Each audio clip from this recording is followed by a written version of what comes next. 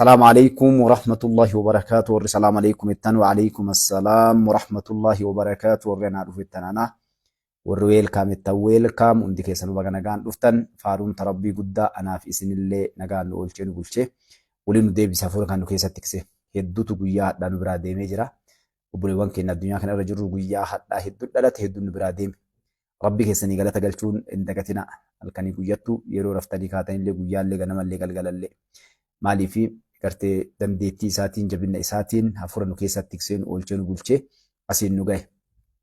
Akkas inshaallah itti aansuun haqaayyuu fi abboon dagatina. Bakki tun sakreetii guddo jaalbantii fufaa leenca namaa abbaa qabsoo tanaa abbaa haqa kana jaala kiyya qaalii ka umrii isaa qabsoo kana fixe. Nama akka jaalbantii fufaa kana fa'aa jira umriin waa dheeressuu du'aa godhaa fi jaalbantii fufaati.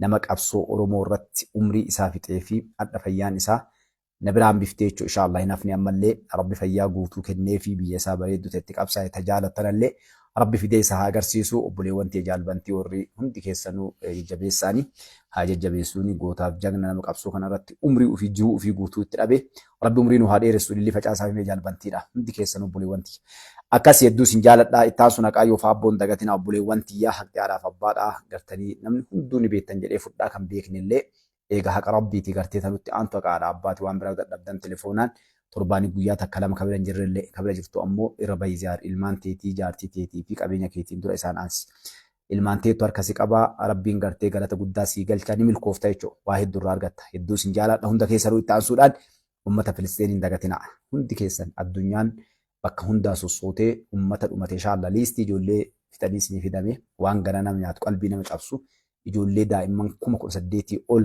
ka fixan gaazexeessota 200 wayi ka fixan doktoroota 154 ka fixan wallaahi waan ummata filisteen irratti dalage yeroo gartanii laallu rabbii keenyatti waan himan nun beeynu mokkortii keenya qaba qabaadha ummanni sun ummata rabbiin keerii isaanii fedhe hamtuun fe'ina nu akka mallaala akka badan laalaami miti wallaahi isaan gartee ummata haqarra dhaabbatee sabatee ziqqadhee gartee jannata rabbi argatu jechuudha du'oo miti isaan osoo isaan waan gara isaan deeman beekee ummanni Yahudaa ka isaan fixu kun silaa isaan ajjeesu jechuudha. Garuu hin beekne eessa akka dhaqan. Eessa akka deemaa jiran hin beekne. Osoo arganii ajjeesuu miti safara ganii hin tuqan. Akka nu namni qormaatamaa jiru anaaf jechuudha. Hagamta akka isaan yaadanna.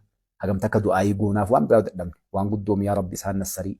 Yaa Rabbi shahidummaa kennii fi kama daa'ii fayyisii kabeelee nyaachisii.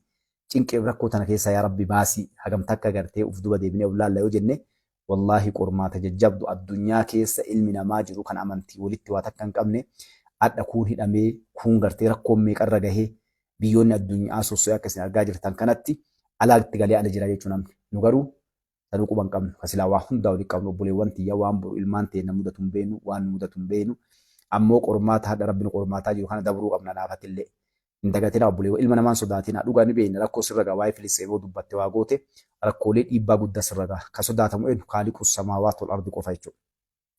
Rabbii isaan illee nullee uumee nullee qilleensa gaarii jiruu gaarii tana keessa nu jiraachisee isaan ammoo cinqiisan keessa jiruu isaanii umrii isaanii guutuu keessa jiraatan sanillee kalqeen isa jechuudha. Kanaaf akkasii inshaallah obboleewwan tiyya waan biraatii miti wanni godhuu dandeenyu du'aa haa goonuu fi hin sodaatina wanni isin jechuun Hamaas gargaaraan jenna. Hamas warra teerestanii galmee teerestee gubbaa kaanii gartanii akaan nuti jennu maali ummata filisteenii fi lafa filisteen kan irraa dubbannu dubartii ijoollee hawaasan ummata jechuudha. Addunyaan kijibduun tunillee humarraa itee mirga ilma namaa jettee waa iyyite jechuudha. Haa ta'u ni jiran biyyoonni iyyaa jiran biyyoonni adda dhugaa arganii booyaa jiran gara nama nyaataa adda biidiyoo tokko laalee hiriira bakka baanii maal jedhanii soorii jettee warri uummanni adiin kun bahe soorii doktoraan dhiifama. Eega isin duutan dhabamtan hadha isin yaadanne isin argaa jirra ijoollee daa'immanii dhiifama jedhan jechuudha. Hagasillee jechuu dadhabne nu. Eekaanu sana osoo hin taane ummata gartee musliimaati yaa rabbi yoo nu jennu nama rabbiin du'aa isaarraa dhaga'u jira. Hagana isiniin jedhaa gama sagantaa kiyyaatti seenan of folchaa hunda keenya rabbiin haa folchu. Anallee isinillee nama haqa dalagu rabbiin nu haa godhu biyyateenillee rabbi nagaa haa godhu addunyaa tana keessa wanni nu labsuu qabnu maali nagaa labsaa. Yeroo cufa nama nagaa buusuu waliin dhaabbadhaa akka namni waliin dhabne nam tokkorraa haga biyyatti haggamtatti maaliifi wallahi yeroo sanni of folla yoo wal dhabsiifne ammoo lubbuun namaa baddee qabeenyi baddee namni guyyaa tokko beela'ee rakkate irraa gaafatamna qofa qabaadha. Sooshaal miidiyaa kana gubbaa waa hedduu dalagama. Komantii xiqqoo takkaan gartee dilii guddoo sheematannee galla jechuudha. Jecha takkattiidhaan waan guddoo kasaaraa seennaa jecha takkattii waan gaarii bitannaa jechuudha isin galee. Waa hunda keessatti rabbi keenya haa yaadannu waan hunda keessattuu jechuudha. Walgahiin nu teenne tun taa'ama salaam aleekum waliin jedhu maqaa rabbi itti dhoofnu tuni gartee rabbi alayhi salaatu wassalaam ummanni tokko walgahee bakki maqaan rabbi ittiin dhahamin kasaaraa jedhan gartee.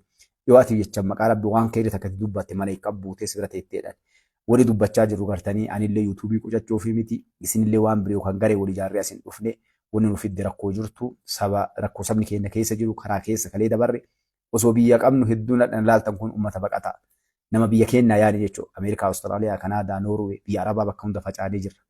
Biyya teenya bareedduu qilleensa bareedaa qabu nyaata bareedaa qabu orgaanika nyaanni biyya keenyaa addunyaa keessa barbaadama.